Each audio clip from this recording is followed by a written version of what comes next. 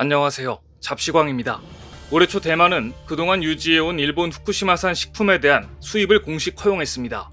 일본의 끈질긴 요구를 들어준 것인데요. 대만 정부가 후쿠시마현, 이바라키현, 도치기현, 군마현, 지바현 등 5개 현에서 생산하는 식품에 대한 수입을 허용한 이유는 일본이 주도하는 포괄적, 점진적, 환태평양 경제 동반자 협정, 즉 CPTPP 가입을 노리는 대만이 일본의 요구를 들어준 것이라는 분석이 지배적이었습니다.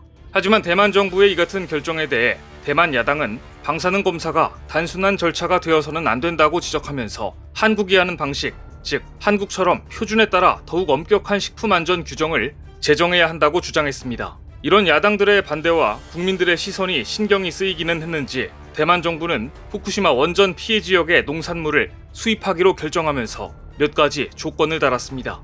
만일 일본에서 수입한 농산물 중 방사능 기준치가 초과할 경우에는 해당 제품에 대한 수입을 허가하지 않겠다. 그리고 원전 지역 식품은 방사능 검사 증명서와 원산지 증명서를 첨부해야만 수입 자격이 생긴다. 하지만 우려했던 일은 채 1년도 되기 전에 발생하고 말았습니다. 수입 금지를 해제한 지 고작 6개월 만에 일본의 원전 피해 지역에서 생산한 식품에서 방사능이 검출된 것입니다. 대만 위생복리부는 일본에서 수입된 식품 중 6개 항목에서 미량의 방사선이 검출됐다고 발표했습니다. 방사선이 검출된 식품에는 후쿠시마 부근 군마현에서 생산한 곤약가루 등이 포함되어 있었는데 군마현 곤약가루에서는 세슘 137과 세슘이 각각 1kg당 4.8베크렐 검출됐습니다. 이 밖에도 후쿠시마와 함께 식품 수입이 허용된 일본의 도토리현, 야마가타현, 나가노현, 도쿠시마현 등에서 수입된 버섯가루, 블루베리 농축액 등의 식품에서도 방사성 물질이 검출됐습니다. 특히 야마가타현의 표고버섯 가루에서 세슘 137 등이 1kg당 10.1베크렐 검출됐습니다. 대만 우슈메이 식약처장은 부랴부랴 후쿠시마 원전 인근 지역에서 수입된 제품에서 방사성 물질이 검출된 것은 이번이 처음이지만 대만의 규제 기준을 초과한 검출량은 아니다 라고 애써 의미를 축소하려 했습니다. 하지만 대만 정부는 일본 원전 피해 지역에서 수입한 식품에서 방사성 물질이 검출됨에 따라 해당 식품들을 반송하거나 소각하도록 했습니다. 하지만 반송에도 돈이 들기 때문에 소각하는 방향으로 결정될 것으로 보입니다. 만일 발표대로 검출량이 규제 기준을 초과하지 않았기 때문에 인체에 해가 없고 문제될 게 없다면 그냥 유통하면 될 텐데 어째서 반송 또는 소각을 지시한 것인지 의문이 듭니다. 일본의 눈치를 보느라 다시 수입 규제를 발동할 수도 없고 그렇다고 솔직히 먹는 것은 찜찜하고 이러지도 저러지도 못하는 상황이라고 볼 수 있습니다. 이번 사건으로 인해 가장 난감해진 것은 일본입니다. 일본은 대만이 후쿠시마산 식품 수입 금지를 해제하자 이를 근거로 한국도 후쿠시마산 식품 수입 규제를 해제하라며 압박했습니다. 그런데 그만 대만에서 그렇게 우려하던 일이 현실로 나타났으니 할 말이 없어진 것입니다. 지난 20일 일본 농림수산성은 후쿠시마 원전 재건 온라인 설명회에서 이렇게 큰소리쳤습니다. 일본산 식품에 대한 수입 규제를 더 이상 유지할 필요가 없다. 일본산 식품의 안전성은 과학적으로 증명됐다. 일본의 기준치를 초과한 생산품은 출하 정지돼 시중에 유통되지 않도록 관리하고 있다. 수출되지 않는다. 라고 설명했습니다. 그러면서 이렇게 말했습니다. 2011년 후쿠시마 원전 사고 이후 수입 규제에 나선 55개 국가와 지역 중 43개 국가 지역이 규제를 철폐했다. 한국에서도 모니터링한 결과 9년 넘게 기준치를 초과한 결과가 없다면서 한국도 규제를 철폐하라고 촉구했습니다. 하필 일본이 이런 발표를 하자마자 대만에서 방사성 물질이 검출됐으니 할 말이 없을 겁니다.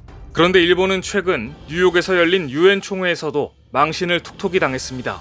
태평양의 섬나라인 미크로네시아 대통령이 유엔 총회 연설장에서 연설대에 올라 일본의 후쿠시마 원자력 발전소 오염수 방출 계획을 맹비난한 것입니다.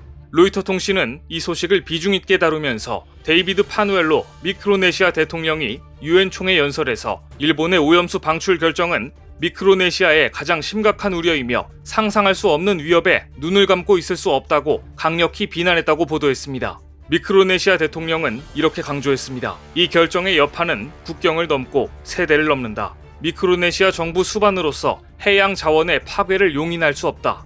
바닷물이 멈춰있는 것도 아니고 어딘가에 갇혀있는 것도 아닌데 자연스럽게 흐르고 섞이다 보면 태평양의 미크로네시아도 오염수로부터 안전할 수 없을 것이다.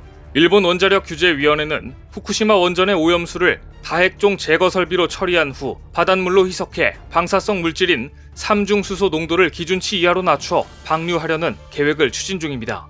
이를 위해 오염수 대신 처리수라는 표현까지 써가며 안전하다는 입장을 보여왔지만 한국, 중국 등 주변국은 물론 일본 어민단체들까지도 반대 의견을 밝히고 있는 사안입니다. 자국 내 어민들조차 반대하고 있는 것입니다. 이번 유엔 총회 연설에서 미크로네시아의 파누엘로 대통령은 당연히 처리수 대신 오염수라는 표현을 사용했습니다. 그렇다면 지금 일본 후쿠시마현 원자력 발전소 앞바다에서는 무슨 일이 벌어지고 있는 것일까요? 도쿄전력은 지난 6일 80여 미터가 완공된 해저 터널 공사 현장을 공개했습니다. 내년 상반기 오염수 배출을 강행하겠다는 의사를 전혀 굽힐 생각이 없다는 것을 보여준 겁니다. 도쿄전력이 일본 언론에 공개한 공사 현장을 보면 오염수 방출을 위한 터널 공사는 빠르게 진척되고 있습니다. 터널은 사람과 장비가 충분히 지나다닐 만한 거대한 원형 콘크리트, 철골 기반으로 그 안에 초록빛이 도는 배수관로 10여 개가 길게 이어진 모습을 볼 수 있습니다. 터널은 착공 한 달 만에 이미 바다 쪽으로 80m쯤 뻗어나간 상태였습니다. 도쿄전력 측은 후쿠시마 제1원전 5호기와 6호기의 배수로를 기점으로 바다 및 하루 16m 길이의 터널을 확장해가고 있다고 발표했습니다. 터널은 육지로부터 1km 떨어진 곳에 배출구를 낼 계획입니다. 실제로 오염수를 담아둔 저장 탱크 안에 오염수 교반기, 오염수 이송 펌프, 해수 취수를 위한 제방의 설치 공사 등이 시작된 것입니다. 하지만 일본 내에서도 오염수 해저 방출에 대한 반대 여론은 여전합니다. 탈원전 운동가인 반 히데유키 일본 원자력 자료 정보실 공동 대표는 이렇게 전망합니다. 오염수 해양 방출을 위해서는 무엇보다 어업인 단체의 합의가 필요하다. 도쿄전력과 정부가 어업인 단체와 합의 없이 오염수를 방출하지 않겠다고 약속한 문서를 교환했다. 그러나 어업인 단체들은 올해 총회에서도 오염수 해양 방출에 반대하는 특별 결의를 올리고 있다. 이들에게서 합의를 얻어낼 수 없을 것이다. 하지만 정부가 어민들의 반대에도 불구하고 오염수 방류를 강행할 수도 있습니다. 일본은 후쿠시마 원전 주변에 설치된 오염수 저장 탱크가 이미 1000기를 넘었다고 실토했습니다. 망가진 원전을 안전하게 없애는 폐로를 진행하려면 일정한 면적의 부지가 확보돼야 하는 상황이고 저장 탱크를 계속 만들 부지가 부족하기 때문에 오염수를 해양에 방출할 수밖에 없다는 것입니다. 한국 등 주변국들은 그렇게 안전하다면 공동조사를 하자고 했지만 일본은 뭐가 구린지 여기에는 응하지 않고 방사성 오염수를 정화하고 희석하면 안전하다는 주장만 앵무새처럼 되풀이하고 있습니다. 문제는 일본의 방사성 오염수 정화 능력을 어디까지 믿을 수 있느냐 하는 것입니다. 현재 탱크에 저장된 오염수의 약 70%는 방사능 기준치를 넘어서 있습니다. ALPS를 거쳤는데도 이런 문제가 생긴 겁니다. 일본 정부는 이 오염수를 ALPS에 넣어 다시 돌린 뒤에 바다에 내보내겠다는 계획입니다. 이것이 그들이 말하는 재정화입니다. 하지만 원자력 전문가들은 원래 일본 정부는 ALPS의 성능이 완전 정화에 가까울 정도라고 얘기했었다. 그런데 재정화하겠다는 것은 ALPS의 성능에 대한 의구심을 인정해버린 셈이다. 이렇게 지적합니다. 무엇보다 심각한 문제는 이렇게 중요한 방사성 오염수 처리 문제가 오롯이 일본 정부의 손에만 맡겨져 있다는 점입니다.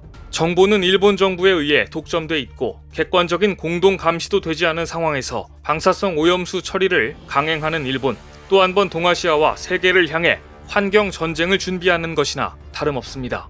오늘 준비한 소식은 여기까지입니다. 댓글을 통한 여러분들의 많은 의견 기다리겠습니다. 시청해주셔서 감사합니다.